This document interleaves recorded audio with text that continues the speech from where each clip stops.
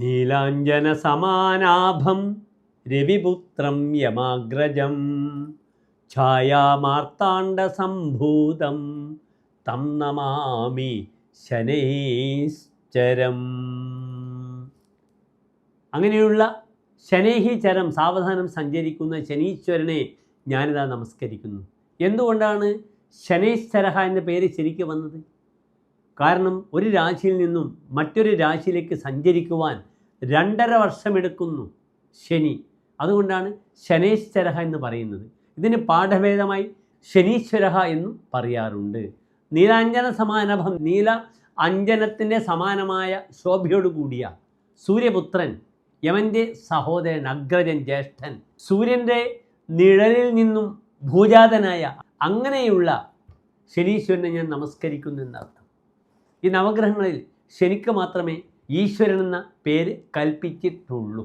വളരെയധികം സമാശ്വാസം നൽകുന്ന ഒരു വൃത്താന്തവുമായാണ് ഞാൻ നിങ്ങളുടെ മുന്നിൽ നിൽക്കുന്നത്. ശനീശ്വരൻ വക്രിയായി സഞ്ചരിക്കുകയാണ്. 144 ദിവസം ശനീശ്വരൻ വക്രിയായി സഞ്ചരിച്ചുകൊണ്ടിരിക്കുകയാണ്. 1200 മിഥുനമാസം 28-ാം തീയതി, അതായത് 2025 ജൂലൈ മാസം 12-ാം തീയതി മുതൽ 144 ദിവസക്കാലം 1201 വൃശ്ചിക മാസം 16-ാം തീയതി വരെ, അതായത് 2025 ഡിസംബർ മാസം 2-ാം തീയതി വരെ ശനി വക്രയായി സഞ്ചരിച്ചുകൊണ്ടിരിക്കുകയാണ്. ഒരു ഗ്രഹം വക്രയായി സഞ്ചരിക്കുമ്പോൾ അത് ശുഭമാണോ അഥവാ അശുഭമാണോ എന്നാണ് നാം ആദ്യം ചിന്തിക്കേണ്ടത്. ഇവിടെ ഏത് ഗ്രഹങ്ങൾക്കും വക്രമുണ്ടെങ്കിലും ശനീശ്വരൻ്റെ വക്രം വളരെ ബലമാണ്. വിപരീതം ശനേഹേ സ്മൃതം എന്നാണ് പ്രമാണം. ശനി വക്രയായി സഞ്ചരിക്കും തോറും ആ ശനിക്ക് ബലം വർദ്ധിച്ചു വരുന്നു. അതിനാൽ ഇന്ന് മീനൻ രാശിയിൽ നിൽക്കുന്ന ശനി ചാരവശാൽ വക്രിയായി കുംഭം രാശിയിലേക്കാണ് വന്നുകൊണ്ടിരിക്കുന്നത്. പക്ഷേ കുംഭൻ രാശിയിലേക്ക് പ്രവേശിക്കുന്നില്ലെങ്കിലും ഈ ശനി വക്രിയായി വളരെയധികം നന്മകൾ പ്രദാനം ചെയ്യും. എൻ്റെ പ്രിയപ്പെട്ട പ്രേക്ഷകർക്ക് പ്രത്യേകിച്ച് നാം ചിന്തിക്കേണ്ടത് ഈ കണ്ടകശനി, ഏഴരശനി, അഷ്ടമശനി, ഇങ്ങനെ 12 രാശിക്കാർക്കും ശനി ഒരു രീതിയിൽ അല്ലെങ്കിൽ മറ്റൊരു രീതിയിൽ പ്രയാസങ്ങളെ അഭിമുഖീകരിക്കേണ്ടുന്ന ഒരവസ്ഥ സംജാതമാക്കും. കഴിഞ്ഞ ചാരവശാൽ ശനിയുടെ മാറ്റം മേടം രാശിക്കാർക്കും, മിഥുനം രാശിക്കാർക്കും, ചിങ്ങൻ രാശിക്കാർക്കും, കന്നി രാശിക്കാർക്കും, വൃശ്ചികൻ രാശിക്കാർക്കും, ധനുരാശിക്കാർക്കും, കുംഭം രാശിക്കാർക്കും, മീനൻ രാശിക്കാർക്കും പല രീതിയിലുള്ള പ്രയാസങ്ങൾ അഭിമുഖീകരിക്കേണ്ടി വരുന്ന അവസ്ഥ സംജാതമായിരിക്കുകയാണ്. എന്തുകൊണ്ടാണ് ശനിയെ നാം ഇത്ര ഭയക്കേണ്ടത്? കാരണം നവഗ്രഹങ്ങളിൽ ശനിയുടെ കാരകത്വം എന്താണ്? മൃത്യുർവ്യാധിശ്ച ദുഃഖം ശനിരിഹ ഗതിതോ ദാസഭൃത്യാദി ഗോപി. മൃത്യു, മരണം, വ്യാധി, രോഗാദി അരിഷ്ടതകൾ, ദുഃഖം, അങ്ങേയറ്റം ദുഃഖകരമായ അവസ്ഥയെ സംജാതമാക്കുക. ശനിഹി ഇഹ ഗതിത, ഇപ്രകാരം ശനി പറയപ്പെടുന്നു. ദാസഭൃത്യാദി ഗോപി, ഭൃത്യന്മാരെയും ദാസജനങ്ങളെയും ശനിയെപ്പറ്റിയാണ് ചിന്തിക്കേണ്ടത്. അതിനാൽ വളരെയധികം ക്ലേശങ്ങൾ ഈ ശനി പലപ്പോഴും ഉണ്ടാക്കും. പലരും പറയാറുണ്ട് കണ്ടകശനി കൊണ്ടേ പോകൂ, അഷ്ടമശനി എല്ലാം മുടിക്കും, ഏഴരശനി ഏതറ്റം വരെയും എത്തിക്കുമെന്ന് പറയുന്നുണ്ട്. അതിനാൽ ഈ ശനിയുടെ ചാരവശാലുള്ള മാറ്റങ്ങൾ എൻ്റെ പ്രിയപ്പെട്ട പ്രേക്ഷകർക്ക് ഈ ചാരവശാലുള്ള വക്രിയായുള്ള വരവ് എപ്രകാരം ശുഭാശുഭഫലങ്ങളെ പ്രദാനം ചെയ്യുന്ന വിഷയമാണ് ഡോക്ടർ മാരാർജി നിങ്ങളുമായി ചർച്ച ചെയ്യുന്നത്. നാം ഇവിടെ മേടൻ രാശി മുതൽ 12 രാശിക്കാരുടെയും ശുഭാശുഭ ഫലങ്ങളാണ് ചർച്ച ചെയ്യുന്നത്.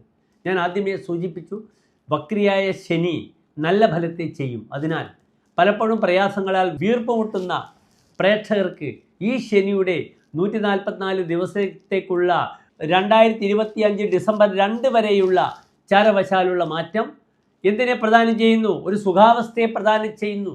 വേനലിൽ ഒരു മഴ എപ്രകാരമായിരിക്കും?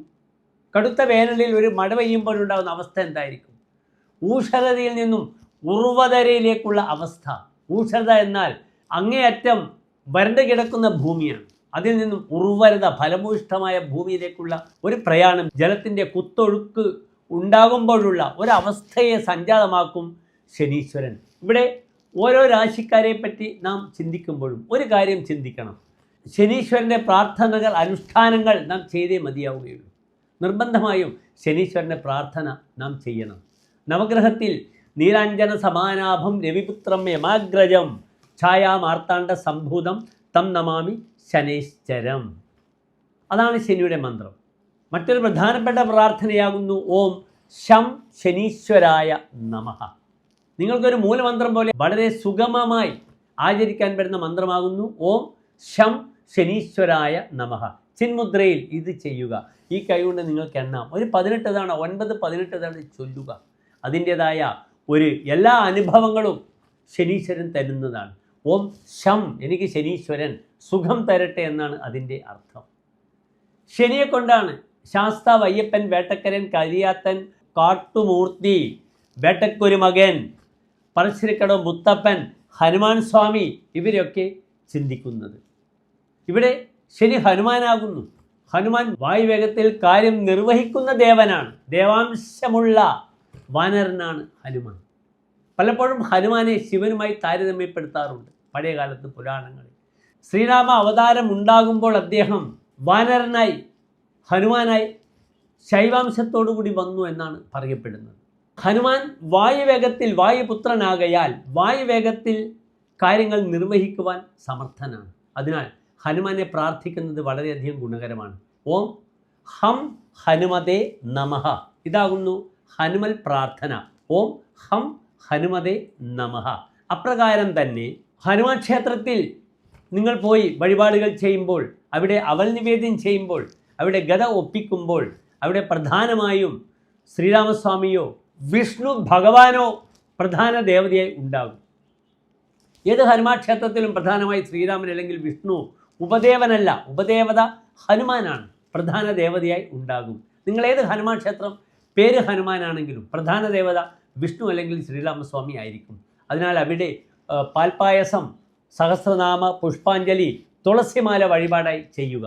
ഈ ക്ലേശകരമായ ശനിയുടെ പ്രയാസങ്ങളെ നേരിടാൻ ഒരു ഭക്തന് ഏറ്റവും അനുകൂലമാണ് മേൽപ്പറഞ്ഞ പ്രാർത്ഥനകളും ക്ഷേത്രത്തിൽ ചെയ്യുന്ന മേൽപ്പറഞ്ഞ വഴിപാടുകളും.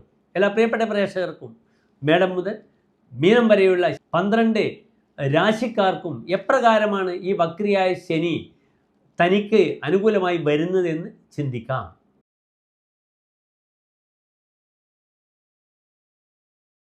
കാർത്തിക നക്ഷത്രത്തിൻ്റെ അവസാനത്തെ 45 നാഴിക, രോഹിണി മകീര നക്ഷത്രത്തിൻ്റെ ആദ്യത്തെ 30 നാഴിക വരുന്ന 2.25 നക്ഷത്ര സമൂഹം. ഇവിടെ ഈ രാശിക്കാർക്ക് വളരെയധികം നന്മകൾ ശനി പ്രദാനം ചെയ്യും. ഇടവൻ രാശിക്കാർക്ക് ശനി അവരുടെ തൊഴിലും ഭാഗ്യവും ചിന്തിക്കേണ്ടുന്ന ഭാവമാകുന്നു. ആ ശനിയാണ് വക്രിയായി വരുന്നത്. അത് കണ്ടക ശനിയായി 10ാം ഭാവത്തിലേക്ക് വരുന്നില്ല. വക്രിയായി വരുമ്പോൾ ഇവിടെ പൂർവികമായ എല്ലാ ലാഭം ലഭിക്കും, പിതൃലാഭം ലഭിക്കും, പുണ്യകർമ്മങ്ങൾ ചെയ്യുവാനുള്ള മാനസികമായ അവസ്ഥയുണ്ടാകും, കർമ്മമേഖലയിൽ നവോത്ഥാനമുണ്ടാകും, നല്ല പേരും പ്രശസ്തിയും ഒക്കെ ഇടവൻ രാശിക്കാർക്ക് ഈ 7ാം ശനി പ്രദാനം ചെയ്യും. ലാഭസ്ഥാനത്ത് നിൽക്കുന്നു. സന്താന വിഷയത്തിന് അനുകൂലമായ സമയമാണ്. ഭാഗ്യാധിപനായ ശനി 11ാം ഭാവത്തിൽ നിന്നുകൊണ്ട് 5ാം ഭാവത്തിലേക്ക് നോക്കുന്നു. അതിനാൽ സന്താന വിഷയം, അപ്രകാരം തന്നെ സന്താന വിഷയത്തിലേക്കുള്ള തടസ്സങ്ങളുണ്ടെങ്കിൽ പറ്റിയ ഭിഷക്വരനെ, ഡോക്ടറെ കാണിച്ച് ചികിത്സകളൊക്കെ തേടാൻ ഈ ശനി വളരെയധികം സഹായകരമാകും. അതിനുവേണ്ടി യജ്ഞികരം ഇടവൻ രാശിക്കാർ. പ്രാർത്ഥനകൾ ഞാൻ തുടക്കത്തിൽ സൂചിപ്പിച്ചു. ആ പ്രാർത്ഥനകളിലൂടെ ഇടവൻ രാശിക്കാർക്ക് നന്മകൾ പ്രദാനം ചെയ്യട്ടെ ശനീശ്വരൻ എന്ന് പ്രാർത്ഥിക്കുന്നു. ഓം ശം ശനീശ്വരായ നമഃ.